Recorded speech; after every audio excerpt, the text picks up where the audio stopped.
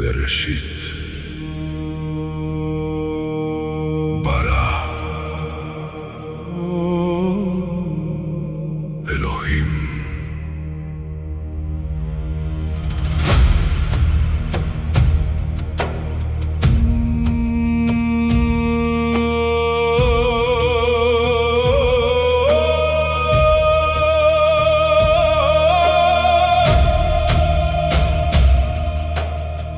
Antes del reloj del universo,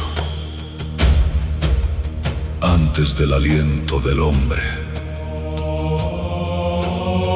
antes del fuego de las estrellas, la eternidad ya respiraba.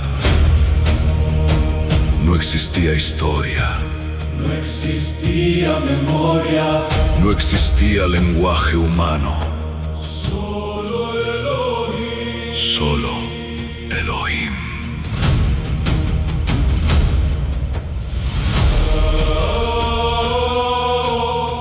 Y el vacío tembló, y el caos se escuchó, porque la voz eterna habló. Bereshit bara Elohim. El principio nació de tu voz, Bereshit bara Elohim. los cielos responden a tu autoridad.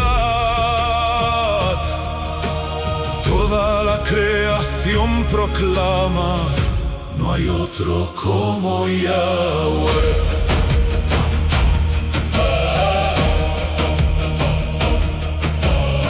Las aguas no resistieron, la oscuridad no prevaleció.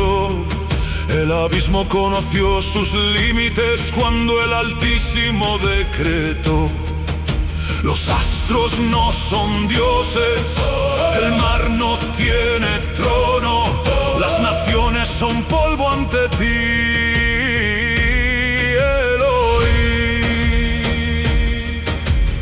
Tú defines la realidad, Tú ordenas el caos, tú ordenas el caos.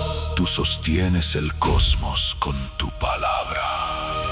Bereshit bara Elohim.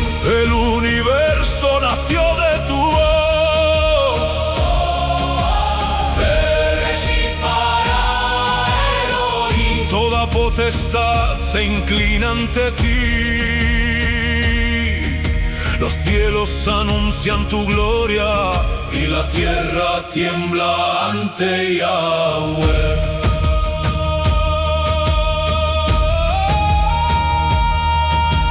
¿Quién como tú entre los Elohim? ¿Quién como tú entre los poderes? Rey eterno, altísimo, soberano sobre toda creación. Yahweh, Elohim, sobre todos los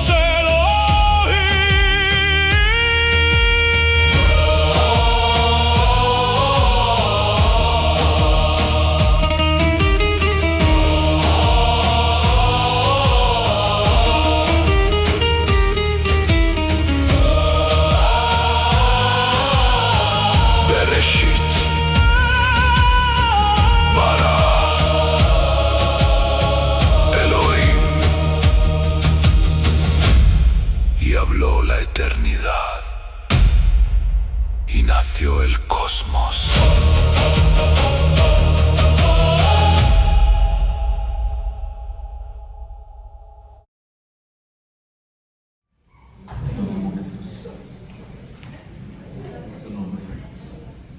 Voy a ir acomodando esta pizarra para acá.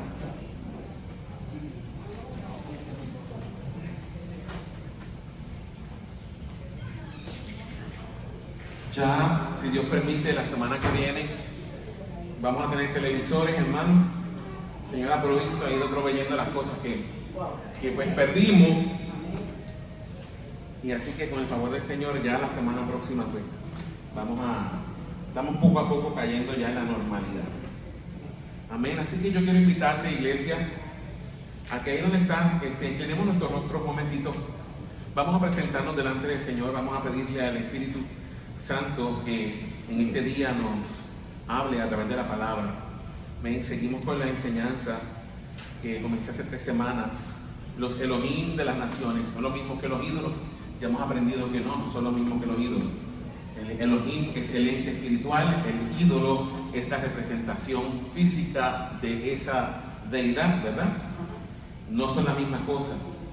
Pero hoy vamos a profundizar un poquito más en el tema. Así que quiero invitar a la iglesia, aquí donde está haciendo tus ojos, vamos a orar, nos presentamos delante del Señor, vamos a pedirle al Señor que nos guíe. Soberano Dios que estás en los cielos, en esta hora nos acercamos delante de tu presencia a través del nombre y los méritos de Jesucristo, tu Hijo, nuestro Señor. Gracias te damos, Padre amado, por tu santa palabra. Te pedimos, Señor, que en este día nos uses. Úsame, Señor, me pongo en tus manos. Conoce mi humanidad, conoce mis imperfecciones, conoce mis defectos, Señor, y mi insuficiencia, Señor, las cosas que me faltan, tú las conoces todas, Señor. Aún a pesar de eso, Señor, a ti te place usar a vasos imperfectos como yo, Señor. Me pongo en tus manos, Señor, úsame, Señor, ayúdame a transmitir este conocimiento, Padre, de manera correcta. Espíritu Santo, guarda mi boca, como decía Ruth en la oración hacia los niños. Guárdame, Señor, tú sabes que soy a veces pronto para hablar, Señor, y eso es uno de mis defectos. Así que ayúdame, Señor, a poner freno y guarda mi boca, Señor. Ayúdame a transmitir solamente lo que tú quieres que tus hijos y tus hijas conozcan, Señor. Me pongo en tus manos, me escondo detrás de la cruz del Calvario, Señor. En el nombre de Jesús, amén y amén. Hermanos, ustedes saben que lo que hemos dado esta última semana pues han sido más o menos, no son necesariamente sermones, sino más bien enseñanzas, ¿verdad? Que las estoy usando como enseñanzas fundamentales antes de poder entrar pues un poquito a fondo en el libro de Génesis. Mi plan es predicar expositivamente de Génesis, pero para poder predicar expositivamente de Génesis, pero viendo el libro a través de los lentes de las personas del antiguo cercano oriente, pues hay que primero sembrar bastante y cavar bastante tierra, ¿verdad? Para dejar el fundamento bien puesto para que pues, cuando entremos en el libro como tal, usted no ande por ahí perdido. Ni yo tampoco, así que no tenga yo que perder tiempo enseñando cosas. Amén. Así que quiero dar un breve repaso de lo que estuvimos hablando la semana pasada, hermano. Estamos usando la pizarra porque no tenemos televisores, no hay proyector, así que pues, estamos usando los recursos que tenemos a la mano. La semana pasada aprendimos una cosita, hermano, que los juicios de Yahweh siempre recaen sobre seres moralmente responsables. Eso lo enfatizamos la semana pasada. Los juicios de Yahweh o los juicios de Dios, de nuestro Dios, siempre recaen sobre seres que son como moralmente responsables delante de Él. Y decíamos la semana pasada que todo ser moralmente responsable algún día va a tener que responder delante de ¿quién?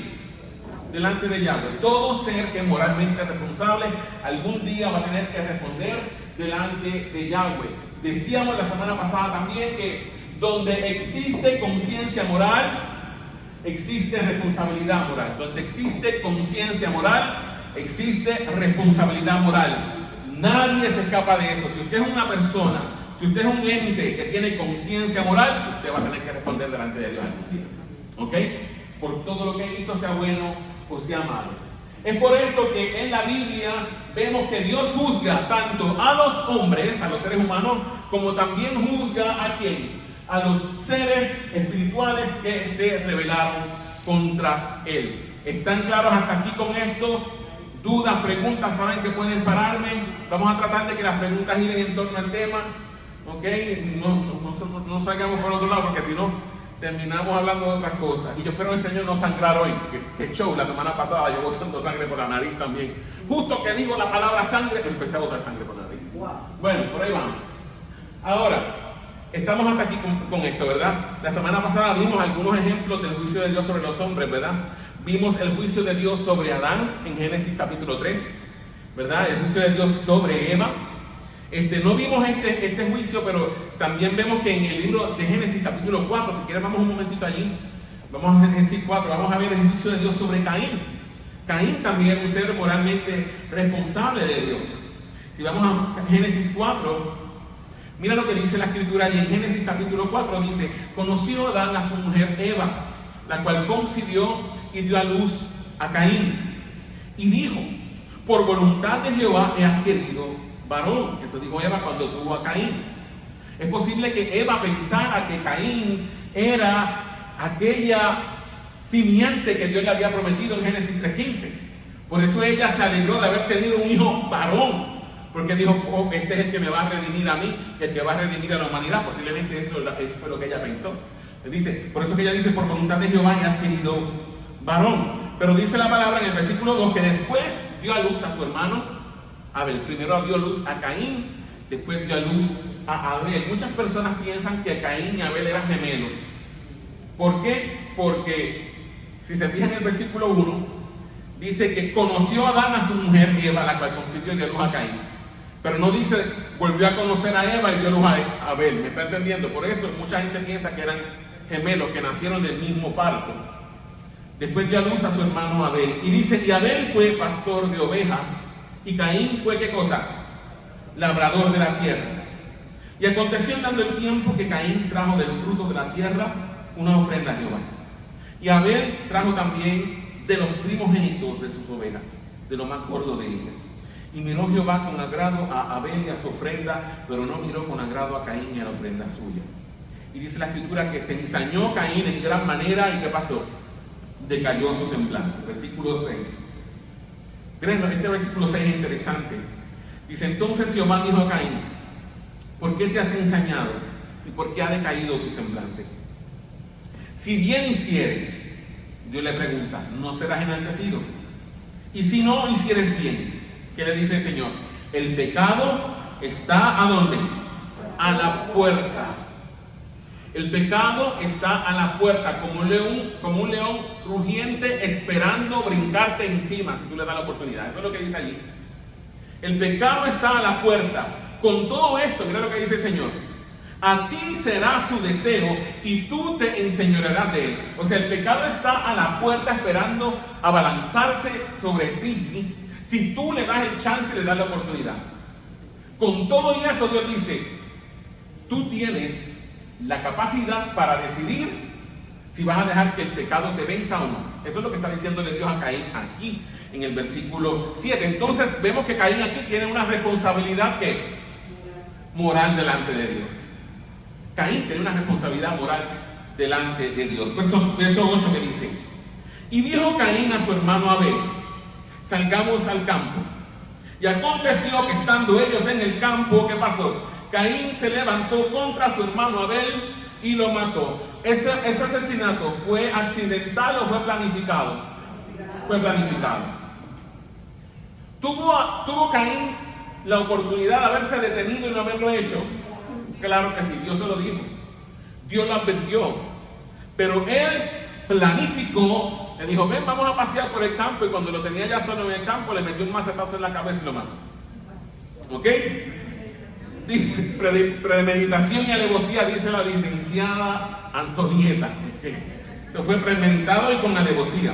Versículo 9 dice: y Jehová dijo a Caín, mira esto, mire qué similitud con Abel, mejor dicho, con Adán y Eva. Mire la similitud en el versículo 9. Y Jehová dijo a Caín: ¿dónde está Abel tu hermano? ¿No le acuerda como le preguntó a Adán: ¿dónde estás tú? ¿Dónde estaba Abel? ¿Qué estaba buscando Dios aquí? Que Caín confesara lo que había hecho. Usted me está entendiendo, no porque Dios no sepa dónde estaba, Dios sí sabía dónde él estaba. ¿Dónde está Abel tu hermano? Y él respondió: no sé. ¿Soy yo acaso el guarda de mi hermano? Y él le dijo, ahí es que Dios lo confronta: ¿qué has hecho? La voz de la sangre de tu hermano clama a mí desde la tierra. Y aquí viene el juicio moral de Dios sobre él. Le dice: ahora pues, maldito seas tú de la tierra, que abrió su boca para recibir de tu mano la sangre de tu hermano. Cuando labres la tierra, no te volverá a dar su fuerza. Errante y extranjero serás en la tierra. Entonces el juicio de Dios siempre va a ser sobre seres que son moralmente responsables. Lo vemos aquí de nuevo en el caso de Caín.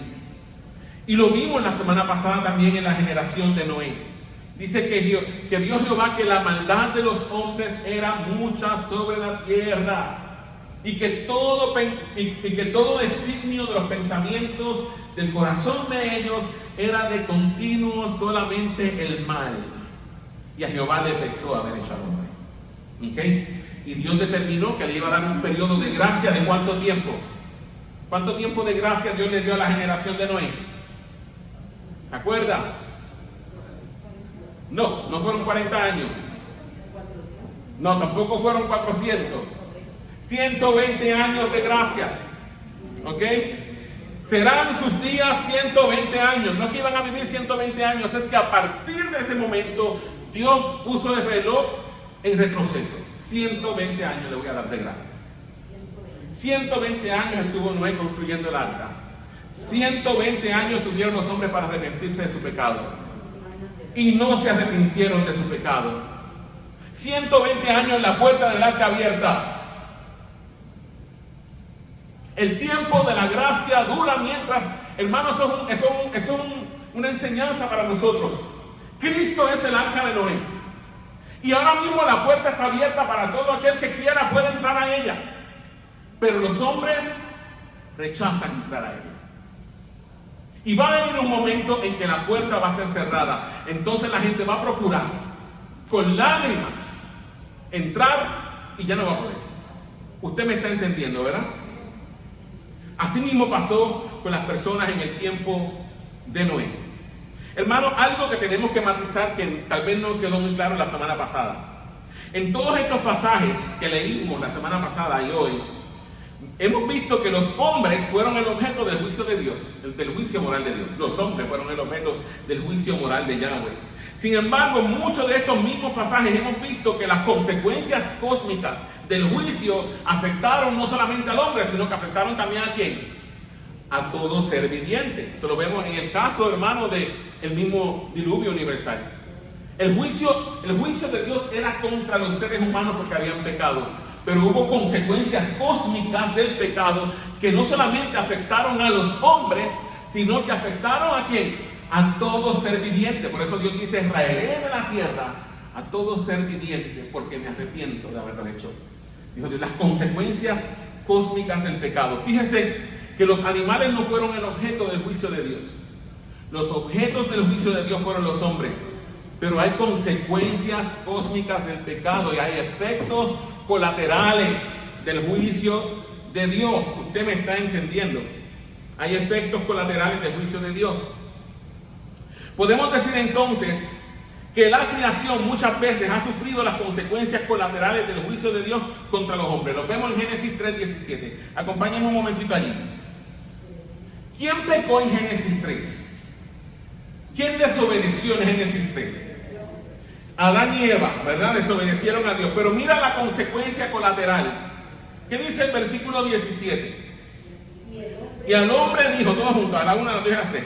Y al hombre dijo, por cuanto obedeciste a la voz de tu mujer y comiste del árbol del que te mandé diciendo, no comerás de él. Miren el juicio colateral, el daño colateral que dice, maldita será la tierra por tu causa. Con dolor comerás de ella todos los días de tu vida. Mira lo que dice después. Espinos y cardos te producirán y comerás plantas del campo. Pudo ver el efecto, el daño colateral del pecado. El juicio no fue contra la tierra, fue contra Adán, pero hubo consecuencias cósmicas del mal. ¿Usted me está entendiendo? Una de las consecuencias del pecado de Adán es que toda la descendencia de Adán nació bajo maldición. Todos los hijos de Adán, a partir de ese momento, nacimos en maldición y nacimos bajo el pecado de Adán. Usted, aunque no estuvo en el Edén, usted es culpable del mismo pecado del Edén, aunque usted no estuvo allí. Y usted dirá, ay, pero qué injusticia. No hay ninguna injusticia. ¿Sabe por qué? Porque Adán era nuestro representante legal delante de Dios. Y como cabeza de la familia humana, Él nos representaba a todos nosotros allí. Usted estaba en los lomos de Adán en potencia. Usted todavía ni existía, no estaba ni en los suspiros, pero ya usted estaba en los lomos de Adán, en potencia, porque toda la humanidad estábamos en potencia dentro de Adán. O sea que estábamos ¿dónde? Dígalo conmigo, ¿estábamos en quién? En Adán estábamos. Por lo tanto, todos caímos en Adán, todos. Usted también, que no estaba. Ay, pero Dios es injusto. No, no hay ninguna injusticia en Dios. Porque tan pronto usted tiene por lo menos 3 dedos de frente, usted lo primero que quiere hacer es desobedecer a Dios también. Y eso no se lo enseñaron a sus papás. No se lo enseñaron a sus papás, usted automáticamente, innato le sabe. Usted tiene hijos, usted sabe. Usted sabe. Dígale a un niño que no haga algo, ¿qué es lo primero que va a hacer? Porque está ahí. Ese deseo de hacer el mal está en nosotros. ¿Me está entendiendo? Vamos entonces acá. Dice, el apóstol Pablo nos enseña que la creación entera sufrió y sufre las consecuencias de la caída de Adán. Vamos a Romanos 8, un momentito. Romanos 8, vamos a ver los versos del 18 al 23. Hermano, está aquí conmigo, está entendiendo lo que hemos dicho. ¿Está entendiendo? Rosa, ¿está entendiendo más? Sí. Romanos 8, del 18 al 23. Adán era nuestro representante. ¿Usted me está entendiendo? Cuando un país va a la guerra, ¿toda la gente va a la guerra o el que llama o convoca a la guerra es el que está al frente del país? ¿Quién convoca a la guerra en este país? El presidente. Pero él no va, claro, él no va, pero él convoca a la guerra. Y cuando hay guerra, ¿qué decimos? Estamos en guerra.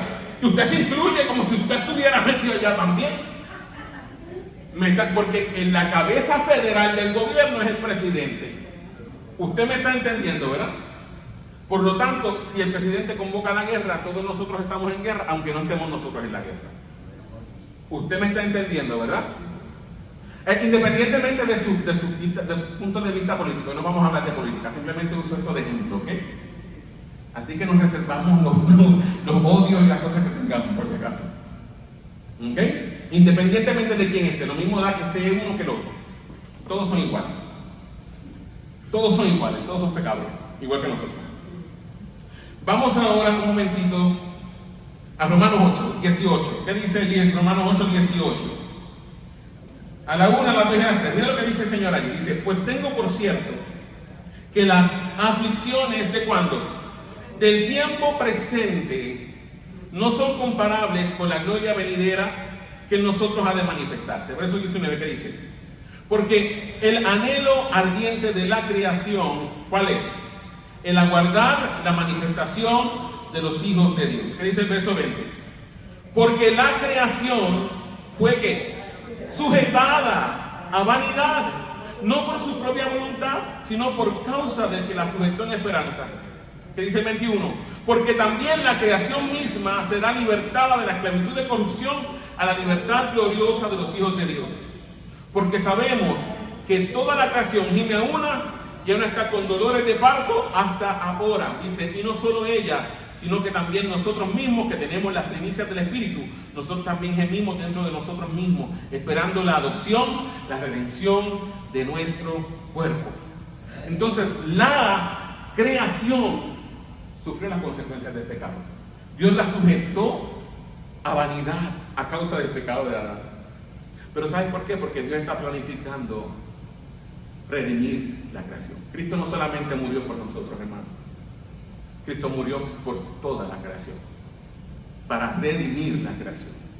Y algún día esta creación, este mundo caído, este sistema de cosas en el que vivimos, va a ser transformado. La gente vive pensando que nosotros vamos a vivir en una nube etérea, por allí con un arpa. ¿Cuántos piensan que el cielo es que usted va a estar en una nube, flotando en una nube con un arpa en la mano? Hermano, eso no es lo que Dios ha prometido, no. Nosotros vamos a vivir en la tierra, una tierra glorificada, hermano. Y va a tener cuerpo físico, usted va a tener cuerpo físico. Cristo murió por su cuerpo también. Ahorita estaba hablando con Albertina que me dijo, pastor, tengo la columna vertebral destruida. Y yo le dije, pero tienes reservado un cuerpo glorificado que Dios tiene preparado para ti. Tienes que esperar un poquito. Pero tienes un cuerpo glorificado esperando. ¿Me está entendiendo? Sin dolor, sin más muerte, sin llanto. ¿Vas a hacer esto en la tierra? En la tierra. En esta tierra. La nueva Jerusalén va a bajar. Y esta misma tierra. Porque así dice los Sí. testigos de Jehová. No, es que no están tan mal en ese aspecto. Lo que pasa es que ellos tienen una doctrina medio extraña. Yo sé que sí. Que 144,000 en el cielo y el resto en la tierra. No, no, hermano. 144,000 en el cielo y el resto de nosotros en la tierra. No, eso no es lo que enseña la Biblia. Hermano, cuando Dios creó este mundo, lo hizo perfecto. ¿Cierto? Dice que Dios Jehová, que todo lo que había hecho era bueno y era bueno en gran manera. Quien dañó lo que Dios había creado fuimos nosotros. Y el plan de Dios es redimir lo que el hombre perdió en el Edén. Este va a ser nuestro hogar. ¿Qué dice Mateo? ¿Qué dice la bienaventuranza? Bienaventurados los mansos, porque ellos recibirán la tierra como heredad. Hermano, el cielo no es necesariamente un lugar por allá. El cielo es donde Cristo esté. Usted me está entendiendo. Charles Spurgeon decía que el cielo sin Cristo sería el infierno. Un cielo donde Cristo no esté es como estar en el infierno. Pero el infierno, si Cristo está en el infierno, hermano, ese sería el paraíso, aunque sea el infierno. Porque lo que hace el cielo, cielo, no son los ángeles, no son las calles de oro, no es nada de eso. Lo que hace el cielo, cielo es Cristo. Usted me está diciendo, donde Cristo está, nosotros vamos a estar. Esa es la promesa del Padre. Y Cristo va a reinar desde aquí. Este lugar va a ser la capital del universo, hermano. Ese fue el plan de Dios desde el principio. Porque aquí es donde Cristo va a reinar. No es una nube por allá arriba flotando en el aire. No, hermano, no. La tierra va a ser redimida también. Y Dios la sujetó a vanidad por causa del pecado de Adán. Está hasta aquí conmigo. Hermano, aunque la creación en sí misma, escúchame bien, no es moralmente responsable delante de Dios. La creación no es moralmente responsable de Dios, delante de Dios. Sin embargo, sufrió los efectos secundarios de la caída. Sufrió, dígalo conmigo, la creación sufrió los efectos secundarios de la caída. ¿Sabe por qué sufrió los efectos secundarios de la caída? Porque Adán era el representante de Yahweh en este mundo. Y Adán era el que estaba encargado de administrar los recursos que Dios había puesto en sus manos. Yo no sé si usted se acuerda que hace unas semanas atrás yo les había dicho que cuál era el tipo de relación que tenía Yahweh con Adán. ¿Cuál era el tipo de relación que tenía Dios con Adán? Y para usted entender eso, tiene que entender cultura del antiguo cercano oriente. ¿Ok? Eso incluye a los hititas, que eran parte de ese bonche de gente. En la cultura hitita existía lo que se conocía como el rey supremo o el rey suzerano. ¿Y quién es el rey supremo? El soberano que gobierna sobre todo. Ahora, cuando un rey tenía muchos reinos a su cargo, él nombraba reyes vasallos. ¿Usted me está entendiendo?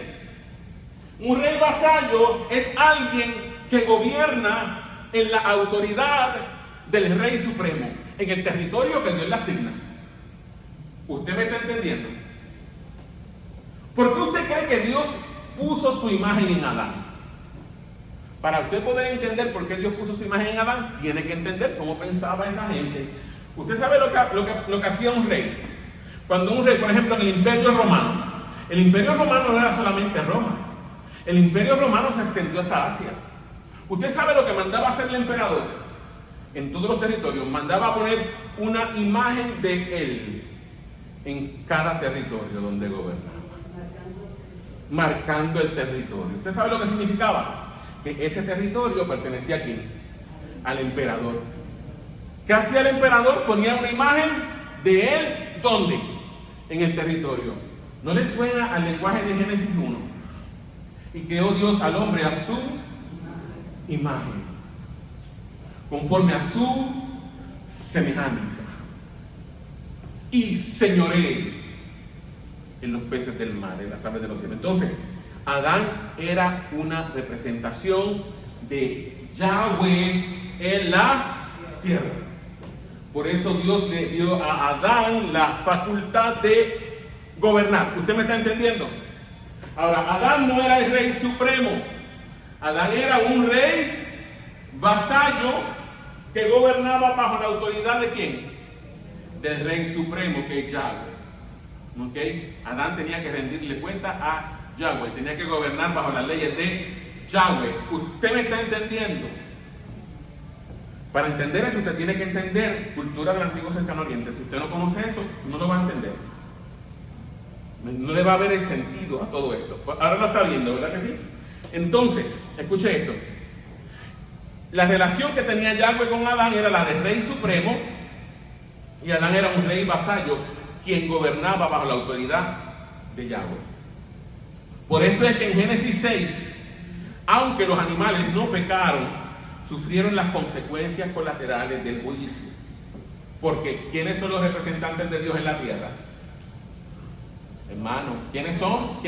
¿Quiénes somos los representantes de Dios en la tierra? Nosotros. Independientemente de que usted sea salvo o no, usted todavía tiene en usted la imagen de Dios. Distorsionada, pero la tiene. ¿Usted me está entendiendo? La tiene. Los seres humanos, a nosotros fue que se nos delegó gobernar esta tierra. La gente se pregunta, ¿y por qué hay tanta hambre en el mundo? Hermano, por la mala administración de nosotros. Aquí hay comida para sostener el globo completo.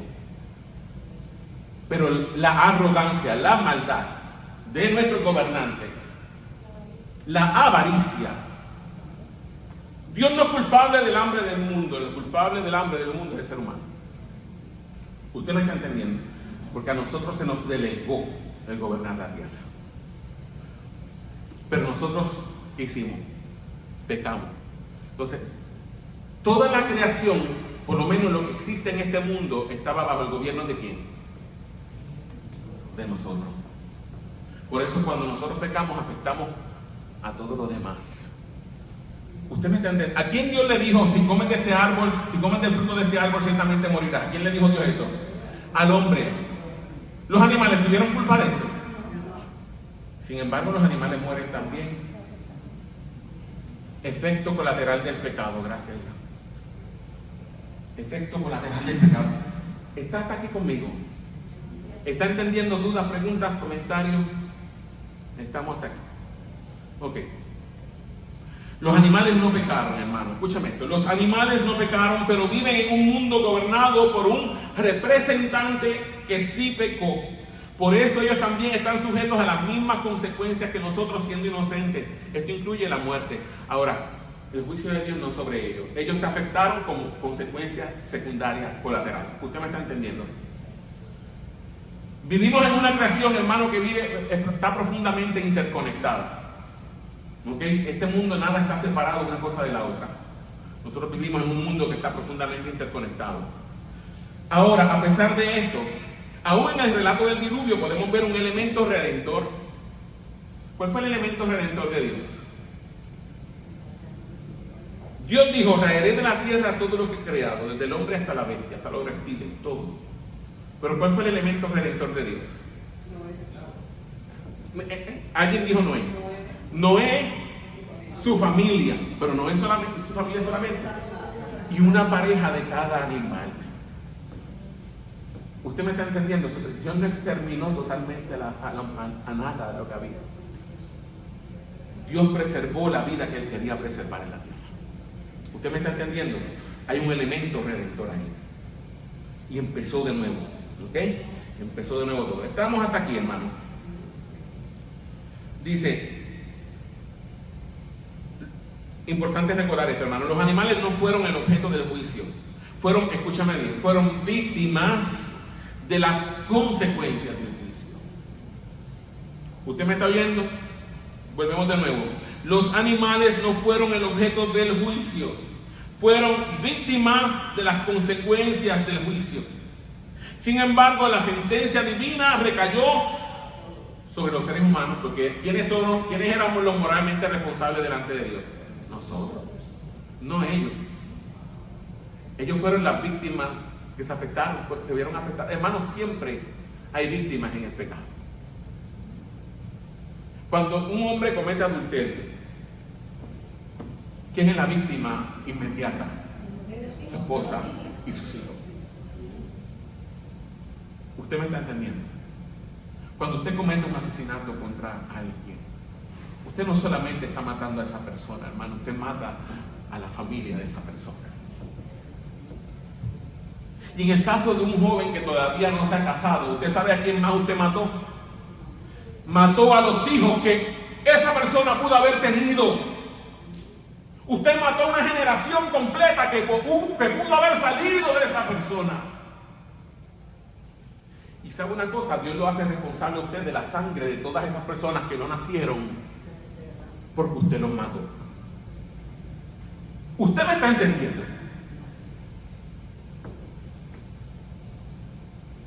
¿Puede ver las consecuencias tan grandes del pecado? Cuando una persona mata a otra, no solamente mata a esa persona, mata a una generación que pudo haber salido de allí. Mata los sueños de esa persona, mata el bien que esa persona pudo haber hecho en la tierra. ¿Usted me está entendiendo? ¿Por qué usted cree que Dios odia tanto el pecado? Porque Dios sabe las consecuencias terribles del pecado. ¿Usted me está entendiendo? Nosotros no podemos ver todo el marco, pero Dios ve todo el marco. Ahora escucha esto, iglesia. A pesar de que somos seres caídos, todavía sobre nosotros recae el papel de representantes de Yahweh sobre toda la creación. Es por esto que todo el orden creado sufre los efectos secundarios de la ira y el juicio de Dios. Porque aunque somos caídos, todavía sobre nosotros está el papel de representantes de Yahweh. Está hasta aquí conmigo. La semana pasada vimos también que los juicios de Dios siempre recaen sobre seres moralmente responsables. Y esto incluye a los seres espirituales. La semana pasada hablamos de los seres espirituales que se rebelaron contra Dios y también sufrieron ¿qué? Las consecuencias del castigo, ¿verdad? Vimos en 2 de Pedro, capítulo 2, versículos del 1 al 4, vemos que los ángeles o los seres divinos o los seres espirituales, estos Bnei Elohim, que no guardaron su dignidad. ¿Se acuerda? ¿Quiénes son los seres que no guardaron su dignidad? Los que traspasaron la frontera del cielo y vieron a las hijas de los hombres, se llenaron de lujuria hacia ellas y vinieron a la tierra y tomaron de entre todas y tuvieron hijos con ellas. Dice la escritura en 2 de Pedro y en Judas que a esos seres, a esos ángeles que traspasaron su lugar, Dios los encerró en prisiones de oscuridad. Están atrapados en prisiones de oscuridad. La palabra que Pedro usa en su carta en el griego es el tártaro. Y el tártaro en mitología griega es un lugar que está todavía por debajo del Hades. En mitología griega, el tártaro, ¿puedo grabar esto? Ay, no tengo el borrador, pensé que lo tenía y se fue en la otra pizarra. El Hades es el lugar de los muertos, en la mitología griega. Y el tártaro es un lugar que está todavía más abajo del lugar de los muertos. Y esos seres que traspasaron su lugar de honor, Dios los encerró en prisiones de oscuridad, en el tártaro, dice Pedro en el original. En la Biblia nuestra dice el infierno.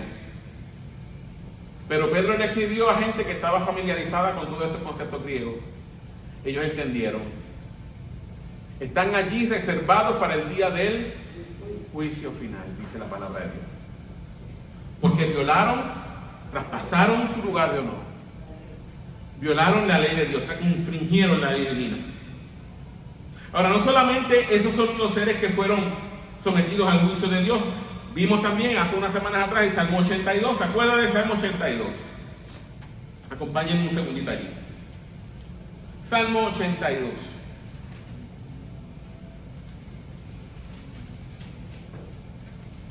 Hermanos, ¿están entendiendo hasta aquí? ¿Dudas, preguntas? Yo sé que el tema es un poquito escabroso, difícil. No siempre hemos visto la Biblia con estos lentes, así que lo que uno se adapta a estos espejuelos nuevos, a estos nuevos lentes, sufre dolores.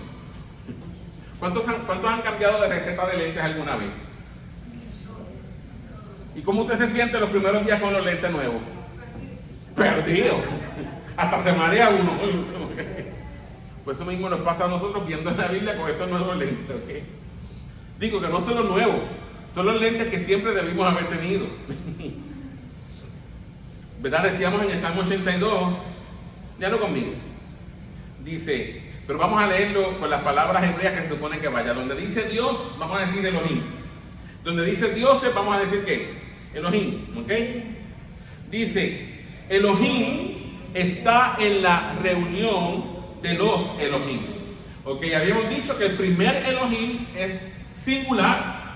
Sabemos que es singular porque el verbo que aparece al lado, que es el verbo ser, está en singular. Dice, Dios está. Elohim está. En la asamblea es lo que dice en el hebreo.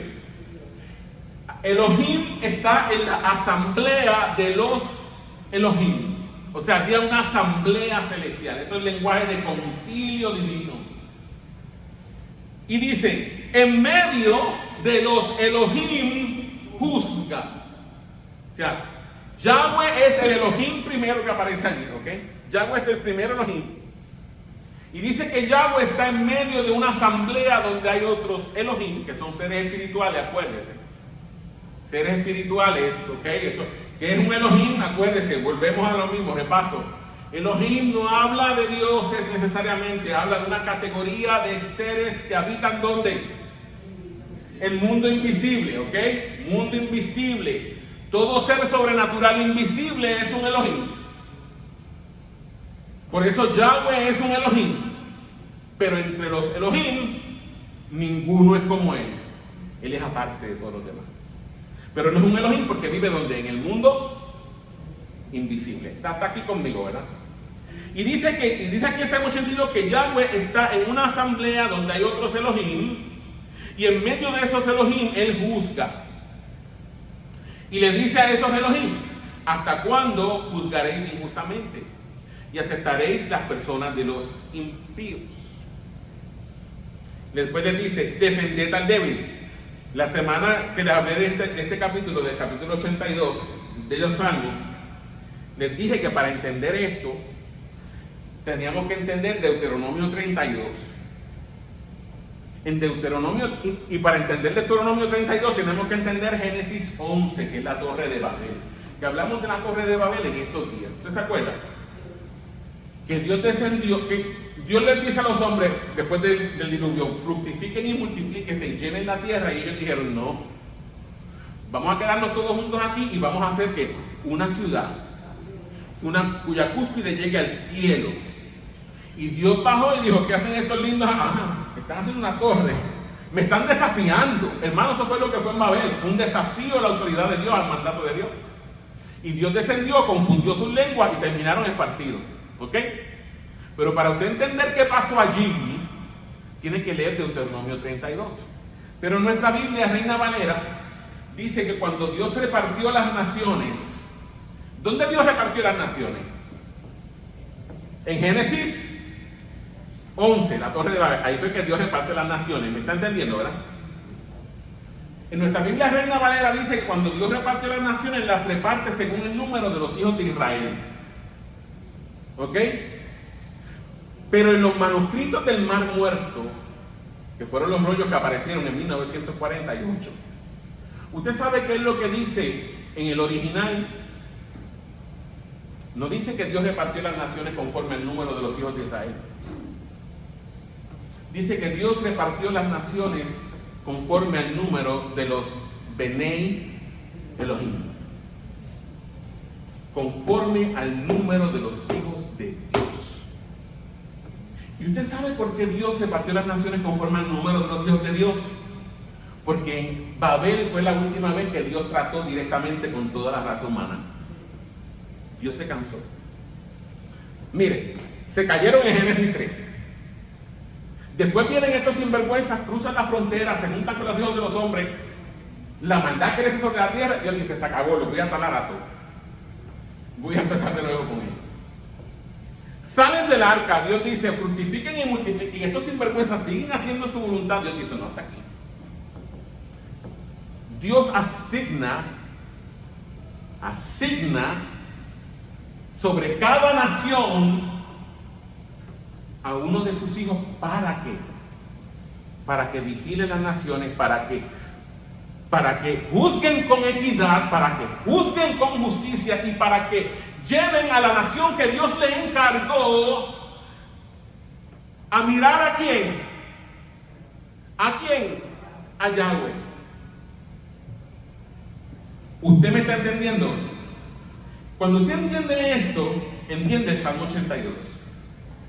Por eso es que Dios está en medio de una reunión donde hay otros Elohim y los juzga y les pregunta en el versículo 2, ¿hasta cuándo juzgaréis injustamente? ¿Y hasta cuándo aceptaréis las personas de los impíos? Porque esos Elohim, en vez de juzgar justamente, en vez de hacer equidad, en vez de hacer justicia, empezaron a beneficiar a la gente malvada. Y en vez de llevar a las personas a conocer a Yahweh, dijeron, no señores, no, esta es mi oportunidad de yo brillar, yo quiero que usted me adore a mí, háganme templos a mí. Por eso es que cada nación, hermano, tiene sus propias deidades con sus propios templos. Y si usted conoce historia universal del mundo, siempre todas las deidades pedían que un lugar de culto para ellos. ¿Usted me está entendiendo? Entonces estos Bnei Elohim se rebelaron contra Yahweh también. Y en vez de llevar a la gente a conocer a Yahweh, los atrajeron hacia ellos mismos.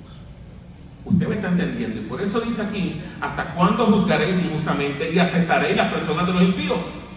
Mira lo que dice en el versículo 3. Defended al débil y al huérfano.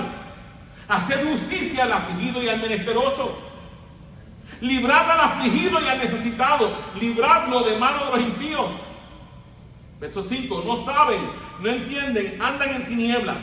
Tiemblan todos los cimientos de la tierra. Mira lo que le dice Dios en el versículo 6. A sus hijos, porque eran hijos de él, le dije, vosotros sois ¿qué?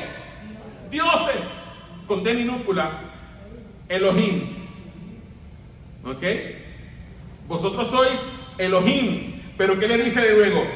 Y todos ustedes son, le habla de allí, hijos del Altísimo. Eran Bnei Elohim. Acuérdese el lenguaje de corte, hermano. ¿Quién gobierna en un reino? ¿Quién es el rey supremo? El Padre, ¿verdad que sí? El Rey Padre. Y a quién el Padre le asigna el gobierno y el principado de diferentes territorios. A sus hijos, los príncipes. Pero no estoy hablando ahora de los Bnei Elohim, estoy hablando del lenguaje de gobierno antiguo.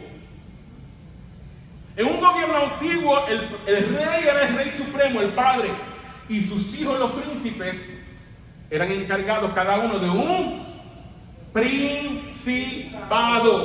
¿Por qué se llaman principados? Porque ¿quién estaba a cargo de ese territorio? El príncipe. Acuérdense, les dije, son hijos de Dios, no como Cristo. No. Cristo es el Hijo unigénito. Cristo es diferente, Cristo es único en su clase. Cristo es único porque Cristo tiene la misma naturaleza del Padre. Cristo siempre ha estado con el Padre. Cristo es eterno, coeterno con el Padre. Pero a estos seres que Dios creó, porque fueron seres creados, Dios les asigna un lugar de honor. Y en ese lugar de honor al Padre le plujo hacerlos príncipes. Lo mismo que hizo con nosotros, hermano. A nosotros Dios nos asignó un territorio. ¿Cuál es el territorio? ¿Cuál era nuestro territorio? La tierra. Y Dios le asigna entonces a estos seres, les asigna, en Deuteronomio 32 lo dice, por eso dice, que las naciones fueron repartidas conforme al número de los Benei Elohim. Y de hecho Dios lo dice en Deuteronomio 32, léalo después. Dios le dice al pueblo de Israel en Deuteronomio 32, a las demás naciones les di el sol, les di la luna y les di las estrellas. Lenguaje del antiguo cercano oriente. ¿Qué era el sol, la luna y las estrellas, hermano? ¿Qué adoraba la gente antigua? Pero Dios le dice a Israel en Deuteronomio 32, pero ustedes son mi propiedad exclusiva. ¿Me está entendiendo? A ellos yo les permití que adoraran todas esas cosas porque ellos no son míos. Yo se los entregué a los demás. Pero ustedes son míos. ¿Por qué usted cree que la historia de Abraham y del pueblo de Israel comienza en Génesis 12, después de la Torre de Babel? Porque Dios trata con la humanidad hasta Génesis 11. Pero en Génesis 12 ya el trato de Dios es exclusivo con el pueblo de Israel. ¿Usted me está entendiendo? Porque es el trato de Dios con la gente que Él escogió para Él. Yo sé que esto da trabajo entenderlo, hermano. Por eso es que me he tardado tanto. No sé si lo estás entendiendo, Eric, que te veo con cara de como que dije. ¿Me está entendiendo? Y por eso en el Salmo 82 Dios juzga a estos Benei Elohim. Le dice, ustedes en vez de defender al débil, ¿qué hacían? Lo oprimían, favorecían al malo. Y después le dice, yo les dije a ustedes que ustedes eran mis hijos. Pero ¿qué le dice? Después, vamos a leer el 6 y el 7 para que entienda. Salmo 82, 6 y 7, ¿qué dice? Yo dije, vosotros sois Elohim, y todos vosotros hijos del Altísimo, o sea, Benei Elohim. Pero ¿qué le dice Dios en el versículo 7? Pero como hombres moriréis, y como cualquiera de los príncipes caeréis. ¿Sabe de qué está hablando allí, hermano? Que Dios los despojó de toda autoridad que les había dado. Dios los despojó. ¿Y usted sabe cuándo Dios los despojó, hermano? Usted ha leído ese pasaje en el Nuevo Testamento que dice, y despojando a los principados y a las potestades, los exhibió públicamente, triunfando sobre ellos en la cruz del Calvario. ¿Ha leído eso? Ahí los despojó. Cristo despojó a los principados y a las potestades, hermanos, en la cruz del Calvario. ¿Y sabe por qué? Le hace el versículo 8. ¿Qué dice el versículo 8 del Salmo 82? Dice, levántate, oh Elohim, Dios, juzga la tierra. ¿Y qué termina diciendo? Porque tú heredarás las naciones. ¿Con qué termina el Salmo 82? Con la promesa de que Dios va a volver a rescatar ¿qué? Las naciones que había entregado a estos sinvergüenza. ¿Y dónde Dios conquistó las naciones de nuevo, hermano? En la cruz del Calvario. Vamos a buscarlo. Colosenses, hermano, no, eso no está en mi nota, pero acompáñame. Colosenses 2. Usted ve cómo todo se conecta en la Biblia. Hermano, ¿quién es Jesús? ¿Quién es? Él es el Hijo de Dios. ¿Y Él es quién? ¿Él es quién? ¿Y Él es quién? ¿Él es quién? Dígalo sin miedo. Dios. Y si Jesús es Dios, ¿cuál es el nombre de Dios? No. Yahweh. Usted sabe que Jesús es Yahweh en forma humana, ¿verdad? ¿Qué Dios dice en el Salmo 82? Levántate, Dios, juzga la tierra porque tú heredarás las naciones. O sea, Yahweh dice que va a volver a recuperar las naciones. Y para recuperar las naciones, ¿sabe cómo vino Yahweh? En forma de hombre. En la persona de su Hijo. Colosenses 2. Yo no sé si usted me está entendiendo. Yo sé que esto es difícil de digerirlo. Y yo sé que lo veo como aburridito. ¿Están aburridos o que no están entendiendo? ¿Me pueden decir también? Gracias, hermana. Yo tengo una cheerleader aquí a este lado. Yo sé que es difícil de entender y lo está. Hermano, cuando yo leí estas cosas y empecé a estudiar esto, la primera vez yo no entendía esto. Pero te da un sentido, le hace como que todas las piezas que usted tenía sueltas en ese rompecabezas que tenía en la cabeza empiezan a clac, clac, clac, clac. Ah, ahora por este. Usted me está entendiendo. Colosenses 2. Efesios, Filipenses, Colosenses 2. Aquí vamos. Colosenses 2. Vamos a ver. Mira lo que dice el versículo. Vamos desde el 11. Colosenses 2. Es más, vamos desde el 8, donde dice plenitud de vida en Cristo. ¿Lo tienen? Dice, todos juntos dice, mirad que nadie os engañe por medio de filosofías y huecas sutilezas, según las tradiciones de los hombres, conforme a los rudimentos del mundo y no según Cristo. Mira lo que dice de Cristo aquí, porque en Él, y ese Él es un pronombre con acento, porque en Él, ese Cristo dice, habita corporalmente toda la plenitud de la deidad. En Cristo habita corporalmente toda la plenitud de la deidad. Todo lo que Yahweh es, está en la persona de Cristo. Dice, y vosotros estáis completos en Él, en Cristo, que es la cabeza de ¿quién? De todo principado y potestad. ¿No le estás pareciendo al lenguaje de lo que estábamos hablando ahora? Dice que Cristo es cabeza de todo principado y potestad. Hermanos, y esto me lo saqué de la Manga Production, me lo acabo de sacar ahora porque me acordé más que del versículo 15, pero vamos a leer completo, porque está ahí completo, para entender el contexto. Y automáticamente ahí está. ¿Qué dice el versículo 11? Dice, en Él también, es decir, en Cristo, fuisteis circuncidados con circuncisión no hecha mano al echar de vosotros el cuerpo pecaminoso carnal en la circuncisión de Cristo. Que yo les he enseñado a ustedes que una vez que somos salvos estamos en Cristo. ¿Y qué es estar en Cristo? Participar de todo lo que Cristo es y de todo lo que Cristo hizo. ¿Cuál era la señal de entrada del pueblo de Israel? Cuando un niño nacía, a los 8 días, ¿qué se le hacía? Se le circuncidaba, esa era la señal del pacto. Y Cristo fue circuncidado al 8º día. Entonces, si yo estoy en Cristo, quiere decir que yo participo de todo lo que Cristo es y de todo lo que Cristo hizo. Cuando Cristo fue circuncidado al 8º día, como yo estoy en Cristo, ¿de qué yo participo? De la circuncisión de Cristo, aunque seas mujer, hermana. En Cristo yo he sido circuncidado. Y Pablo dice que esa circuncisión no es hecha a mano. Y dice que esa circuncisión consiste en echar de nosotros el cuerpo pecaminoso mortal. Qué cosa tan brutal. Pero ¿qué dice el versículo 12? Sepultados con Él, ¿dónde? En el bautismo, en el cual fuiste también resucitados con Él mediante la fe en el poder de Dios que le levantó de los muertos. ¿Qué quiere decir eso? Que como yo estoy en Cristo, ya yo participé con Cristo, ¿dónde? En su muerte. Hermano, cuando usted se convirtió, yo no sé cómo Dios lo hace, pero lo hace.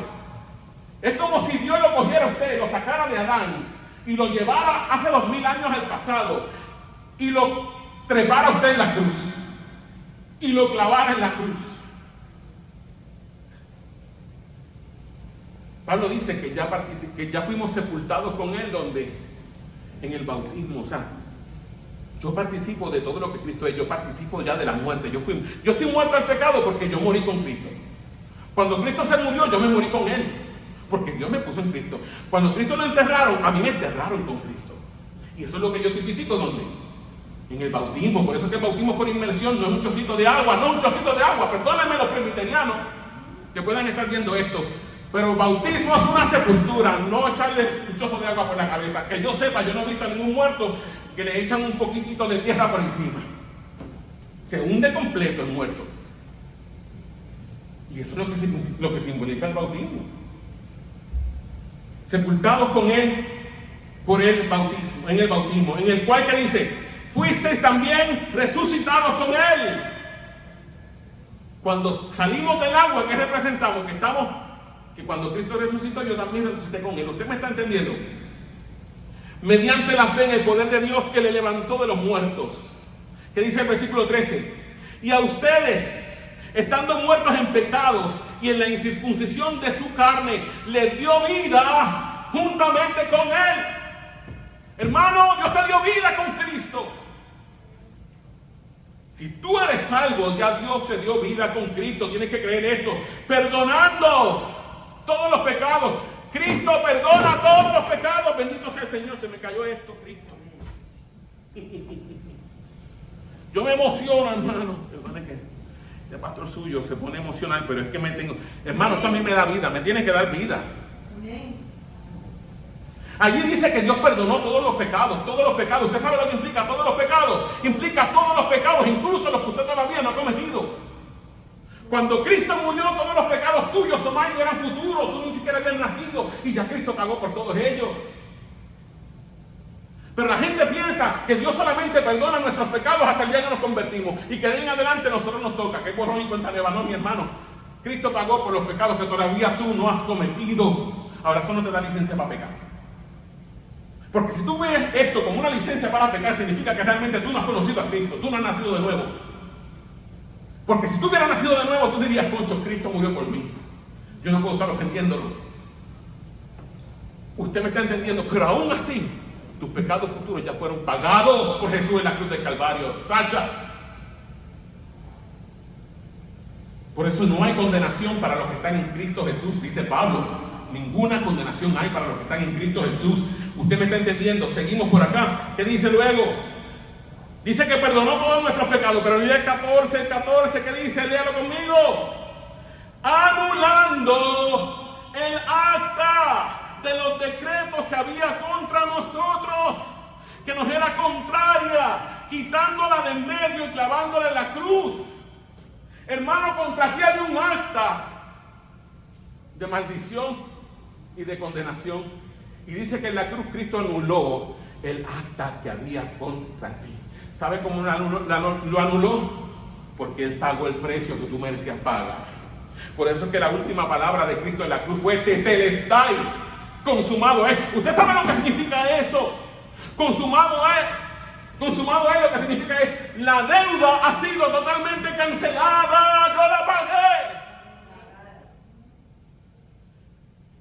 Y si alguien paga tu multa, tú no tienes por qué pagarla de nuevo. Hay un poema antiguo que dice, si tú has mi libertad comprado, pago doble por Dios, no serás requerido. De la mano sangrante de mi fiador primero, y luego otra vez de la mía. No. Si mi fiador pagó en la cruz, ya Dios no me va a pedir ningún pago a mí. Porque Cristo lo pagó por mí. ¿Usted me está entendiendo?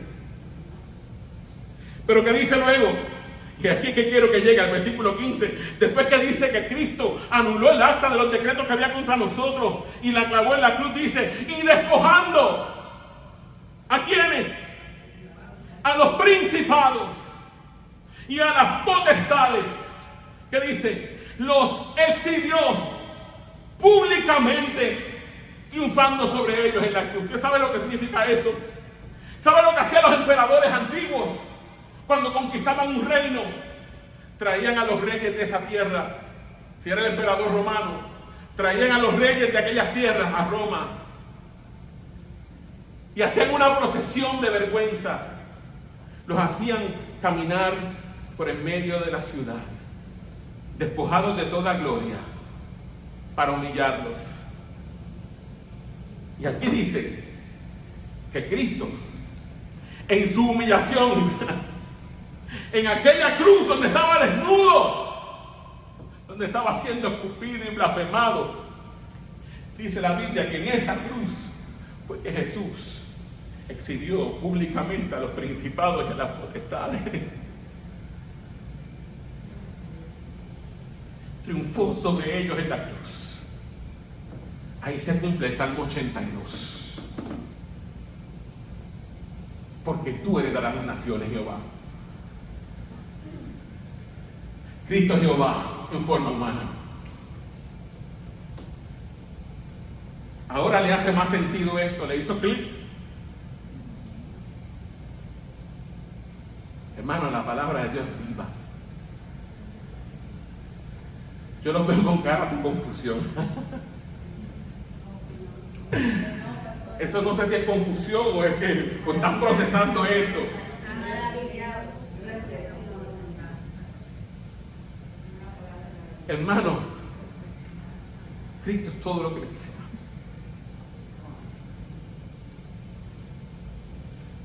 Por eso no hay otro nombre como el de Cristo. Cristo se humilló hasta lo sumo y el Padre lo exaltó hasta lo sumo, le dio un nombre que es sobre todo nombre. Quien le otorgó el mayor honor en el universo al Hijo fue el Padre. Ese fue el plan del Padre desde la eternidad, exaltar a su Hijo. Por eso que hay un salmo que dice, creo que es el Salmo 32:8, dice: pídeme y te daré por herencia las naciones y como posesión tuya los confines de la tierra. Hermano, ese salmo no es para ti. Muchos cristianos dicen: ay, Señor, tú dices, pídeme y te daré por herencia las naciones. Eso no es para ti. A quien Dios le estaba diciendo eso era a su Hijo.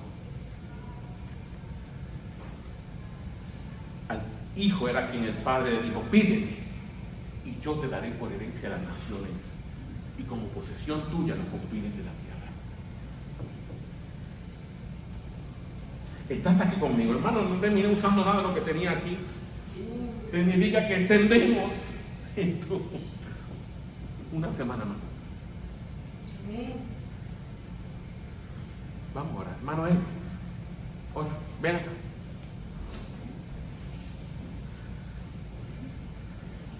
Lepi, párame la grabación.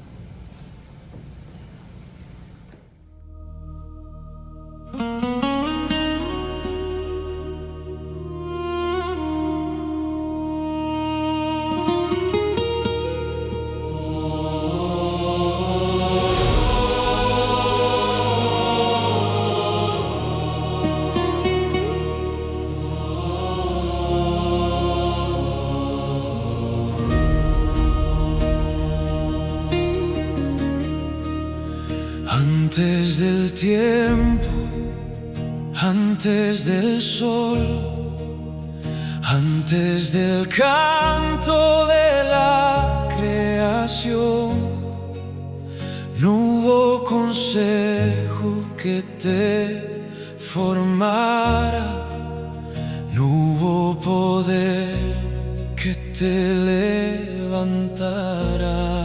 Tú estabas allí, eterno Yahweh, sentado sobre la inmensidad, y cuando hablaste al vacío profundo, todo el cosmos oyó tu voz. Los cielos tiemblan, la tierra canta, las aguas obedecen tu voluntad. ¿Quién como tú entre los Elim? ¿Quién como tú, oh Yahweh? Rey sobre tronos y potestades, santo por la eternidad. Elohim sobre todos los Elohim, creador del cielo y del mar. No hay poder visible o invisible que se compare a tu majestad. Egipto vio tu mano fuerte, Faraón cayó delante de ti, los mares se abrieron en reverencia